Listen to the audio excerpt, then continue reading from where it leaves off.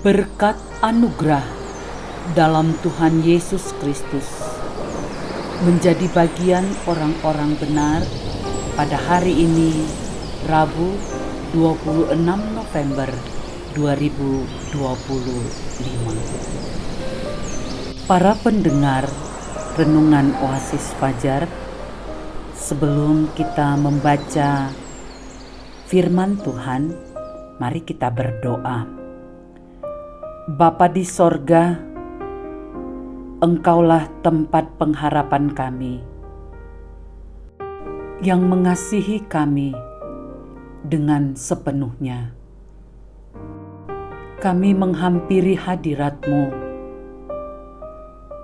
memohon pengajaran Tuhan bagi kami, agar kami dapat hidup benar di hadapan-Mu. Berbicaralah bagi kami Tuhan, kami siap mendengar. Dalam nama Tuhan Yesus kami berdoa. Amin. Saudara-saudara yang dikasihi Tuhan, pembacaan Alkitab kita terdapat dalam Ibrani 6 ayat 9 hingga ayat 12 dengan judul perikop berpegang teguh pada pengharapan. Tetapi hai saudara-saudaraku yang kekasih, sekalipun kami berkata demikian tentang kamu, kami yakin bahwa kamu memiliki sesuatu yang lebih baik, yang mengandung keselamatan.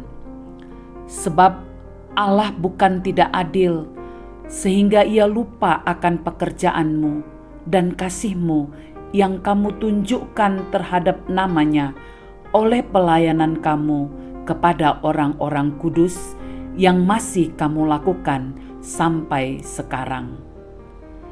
Tetapi kami ingin supaya kamu masing-masing menunjukkan kesungguhan yang sama untuk menjadikan pengharapanmu suatu milik yang pasti sampai pada akhirnya, agar kamu jangan menjadi lamban, tetapi menjadi penurut-penurut mereka yang oleh iman dan kesabaran mendapat bagian dalam apa yang dijanjikan Allah.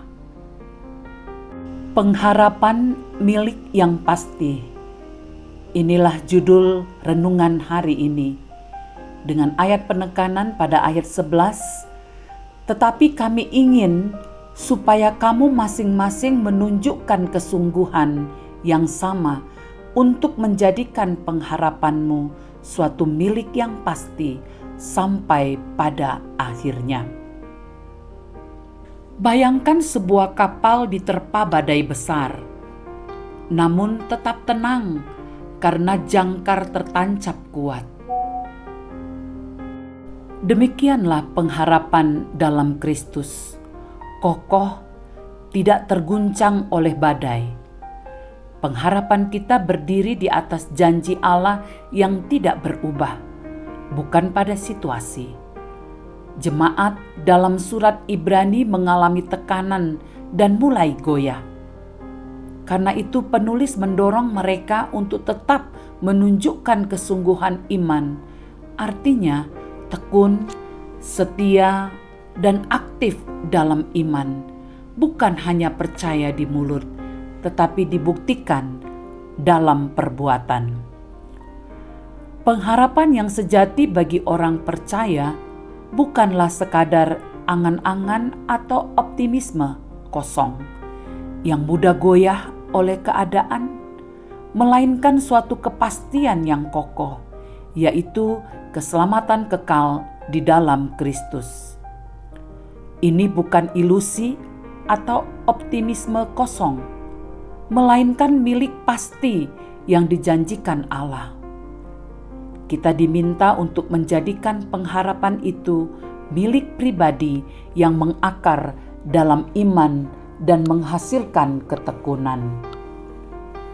Ungkapan sampai pada akhirnya menegaskan bahwa iman bukanlah sesuatu yang cukup dijalani hanya di awal perjalanan rohani, melainkan harus dipelihara dan dijalani secara konsisten hingga akhir hidup.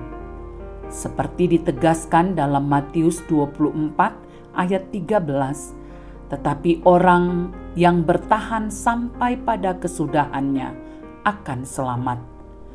Ayat ini mengingatkan orang percaya bahwa ketekunan dalam iman adalah bagian penting dari keselamatan yang sejati. Bukan mengukur harapan dari kondisi duniawi, ekonomi, relasi, atau kekuatan sendiri.